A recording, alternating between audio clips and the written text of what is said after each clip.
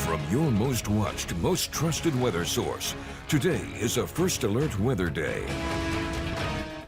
Still watching out for heat and storms over the next couple of days, but mainly the heat will be the big story heading into Sunday. We once again will see heat index values topping out around 105 to 110. But for tonight, the big story, of course, is going to be the winds and also the heavy downpours ongoing across several backyards. In fact, here's a live look right now at Washington, 78 degrees, southeast breeze at 5 miles an hour, feeling like 80 degrees. But when you look at the radar, there goes the batch of rain making its way into the area. The brighter the colors, those yellows, darker reds, the heavier, stronger the downpour really is. This little faint green line that you see there, that is something known as a gust front, and typically it acts as a miniature cold front that can help develop additional thunderstorms. And we're already seeing some activity between Old Ford into Williamson, Oak City, seeing some heavy rain, and then down towards the south and the west, Grifton, Kinston, even back towards Albertson, seeing some heavy downpours over towards Calypso as well, and even off towards the east. And while Kitty Hawk, Manio, and Rodanthe is nice and quiet, if that entire batch of rain towards the west holds together, then you could see another round of activity. But most of the rain has mainly fallen basically right along and north of Highway 264. Areas down towards the south like New Bern, Jacksonville, Beaufort, you've been quiet. So we'll see how far south that rain makes it. But for tonight, can't rule out a few additional storms, remaining humid.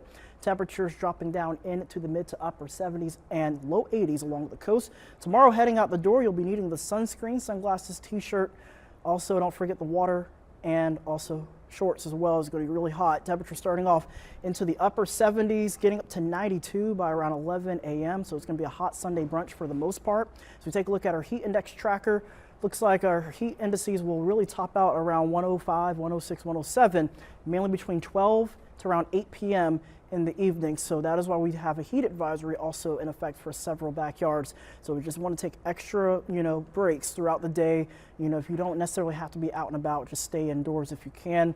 Also follow these other safety tips as well. And oftentimes when it gets really hot, sometimes you can have heat exhaustion or heat stroke. These are the symptoms just to look out for, just something worth noting over the coming days. But at least for right now, that moisture that's in place, we'll finally start to see some relief, especially as we head into early next week. You definitely see these darker greens and grays pushing its way down into the area as we get into Wednesday night, Thursday. This is going to allow for some slightly drier air to make its way into the area before the humidity comes back in place as we head into Saturday and Sunday. So high temperatures going from the 90s to the upper 80s, back up into the middle 90s as we head into early next week. So for right now, we just have to deal with the rain.